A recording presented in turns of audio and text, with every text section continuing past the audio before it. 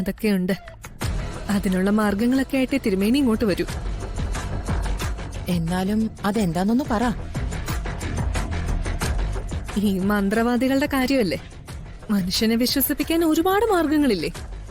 നാളെ പൂജ കഴിയുമ്പോ തന്നെ അവൾ ഇവിടുന്ന് ഇറങ്ങിയില്ലെങ്കിൽ നാളെ രാത്രി തന്നെ കണിമംഗലത്തെ ദുർമരണം നടക്കുമെന്ന് തിരുമേനി പറയും. അവളെ ഇവിടെ നിർത്തിയ ആർക്കെങ്കിലും ദുർമരണം നടക്കുമെന്ന് തിരുമേനി പറയും.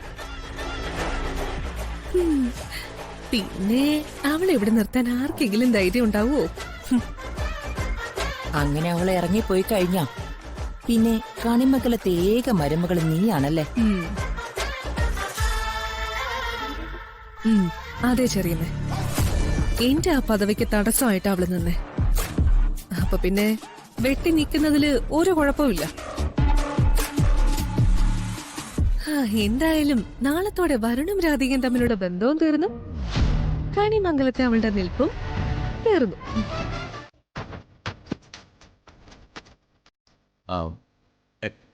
ഏട്ടത്തി വിളിക്കുമെന്നാണ് പറഞ്ഞത്. എന്നോട് തിരുമേനി വന്നെന്ന് കാണാനും പറഞ്ഞു. എന്താണാവോ കാര്യം? അല്ല തിരുമേനിയും അങ്ങ് ക്ഷമിക്കണം. എനിക്ക് ഒരു പ്രത്യേക സാഹചര്യത്തിൽ ആറ്റുവശ്ശേരി ദേവനാരായണൻ തിരുമേനിയുടെ മകളെ വിവാഹം കഴിക്കേണ്ടി വന്നു. പക്ഷേ വിവാഹം കഴിഞ്ഞ ദിവസങ്ങളിൽ തന്നെ എൻ്റെ കുടുംബത്തിനോ എനിക്കോ യോജിച്ചൊരു കുട്ടിയല്ല അതെന്ന് മനസ്സിലായി. ദേ, സത്യത്തിൽ അവളെ എങ്ങനെ എൻ്റെ ജീവിതത്തിൽ നിന്ന് ഒഴിവാക്കാമെന്ന് ചിന്തിക്കുകയായിരുന്നു ഞാൻ. അതെ, കഴിഞ്ഞ ദിവസം ഞാൻ ഏട്ടത്തിയോട് ഇക്കാര്യം തുറന്നു പറഞ്ഞു. അപ്പോഴാ ഏട്ടത്തി തിരുമേനിയുടെ കാര്യം പറഞ്ഞത്. അവരിവിടെ വന്ന കാര്യവും രാധികയെ കണിമംഗലത്ത് നിന്ന് പറഞ്ഞയക്കാൻ വേണ്ടി തിരുമേനിക്ക് പണം തന്ന കാര്യമൊക്കെ പറഞ്ഞിരുന്നു. അല്ല, അത് പിന്നെ അതെ, ആ കാര്യത്തിൽ ഒന്നും എനിക്ക് എതിർപ്പില്ല. ഇപ്പൊ ഞാൻ വന്നത് തിരുമേനി ഇന്ന് പൂജയ്ക്ക് വരുമ്പോ പൂജ അവസാനിക്കുന്നതിന് മുമ്പേ അവൾ ഇറങ്ങണമെന്ന് ഒന്നങ്ങ് പറഞ്ഞേക്കണം. ബാക്കിയുള്ള കാര്യങ്ങളൊക്കെ ഞാൻ ഏറ്റെന്നേ. കൊള്ളാം, തനിക്ക് അങ്ങനെ ഒരു ഇംഗിതം ഉണ്ടെങ്കിലേ. പിന്നെ എനിക്കെന്താ ഒരു ബുദ്ധിമുട്ട്? ഞാൻ പറഞ്ഞേക്കാം. എന്നേക്കുമായി അവളെ തന്റെ ജീവിതത്തിൽ നിന്നും പറിച്ചു കളഞ്ഞാ പോരെ? അത് ഞാൻ ഏറ്റു. കള്ള തിരുമേനി, ഞാനേ നേരെ ചൊവ്വേ വന്ന് ചോദിച്ചു കഴിഞ്ഞാ താൻ ഇത് സമ്മതിക്കില്ല എന്നുള്ള കാര്യം എനിക്കറിയായിരുന്നു. അതുകൊണ്ടാ ഏട്ടത്തി എന്നെ പറഞ്ഞയച്ചു എന്നുള്ള കാര്യം അങ്ങോട്ടങ്ങ് പറഞ്ഞത്. തനിക്ക് എന്റെ ഭാര്യയെ കണിമംഗലത്ത് നിന്ന് ഓടിക്കണം അല്ലേ? അർഹതയില്ലാത്ത പണം കൈപ്പറ്റണം അല്ലേ? അല്ല, അത് പിന്നെ താൻ ഈ പറഞ്ഞ കാര്യങ്ങളൊക്കെ ഞാൻ ദേ ഈ ഫോണിൽ അങ്ങ് റെക്കോർഡ് ചെയ്ത് വെച്ചിട്ടുണ്ട്. ഇതുമായിട്ടേ ഞാനൊരു പോലീസ് സ്റ്റേഷനിൽ അങ്ങ് കയറി ചെന്നാലുണ്ടല്ലോ, അവരിവിടെ വന്ന് തന്നെ അങ്ങ് പൊക്കിക്കൊണ്ട് പോവും. അയ്യോ, താൻ ഇതുവരെ ചെയ്ത ഹീനകൃത്യങ്ങളൊക്കെ അവര് മുട്ടുമേൽ നിർത്തി തന്നെ കൊണ്ട് പറയിപ്പിക്കും. അത് വേണോ എനിക്ക്? അരുത്, ഉപദ്രവം ഉണ്ടാക്കരുത്. ആ രണ്ട് സ്ത്രീകൾ വന്ന് കരഞ്ഞ് കാല് പിടിച്ചപ്പോ വേറൊരാളെ ചതിക്കാൻ വിഷമം തോന്നിയില്ല അല്ലേ? ഞാൻ അതിനെന്ത് പരിഹാരം വേണമെങ്കിലും ചെയ്യാം. എങ്കി പരിഹാരം ഞാൻ പറയാം. തിരുമേനി കണിമംഗലത്തോട്ട് വരണം. പ്രിയങ്കയുടെ ആത്മാവ് രാധികയുടെ ശരീരത്തിലാണെന്ന് പറയാൻ വേണ്ടിയിട്ടല്ല. തിരുമേനി കാണാൻ വന്ന ആ രണ്ടുപേരില്ലേ, അവരുടെ ദേഹത്താണെന്നങ്ങ് പറഞ്ഞാ മതി. മനസ്സിലായോ എനിക്ക്?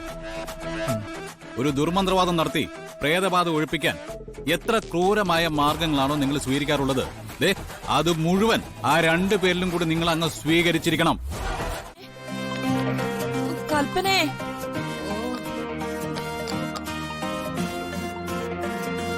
കൽപ്പനേ, ഞാനാ ചെറിയമ്മയാ. വന്ന് വാതില് തുറക്ക്. വരുന്നു.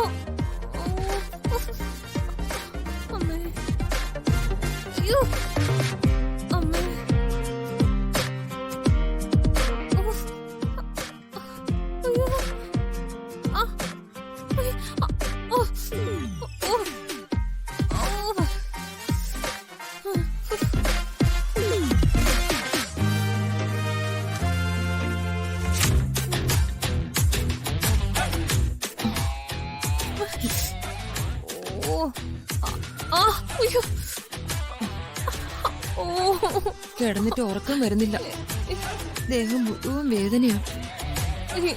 എന്റെ അവസ്ഥ അത് തന്നെയാ. ഓ, ഞാനേ ചൂടുവെള്ളം തൊട്ടുപോലും നോക്കിയില്ല. ഓ, വെള്ളം ദേഹത്ത് വീഴുമ്പോ വല്ലാത്ത നീറ്റല്. എന്നാലും ആ വൃത്തികെട്ട മന്ത്രവാദി ഇങ്ങനെ ചെയ്തു കളഞ്ഞല്ലോ. ഞാനൊന്ന് ഇരിക്കട്ടെ കൽപ്പന.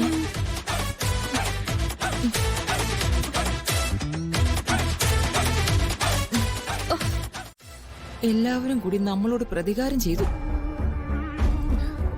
നമ്മൾ ആരെ നശിപ്പിക്കാൻ ശ്രമിച്ചോ അവള് കണിമംഗലത്തെ ഏറ്റവും വലിയ ആളായി.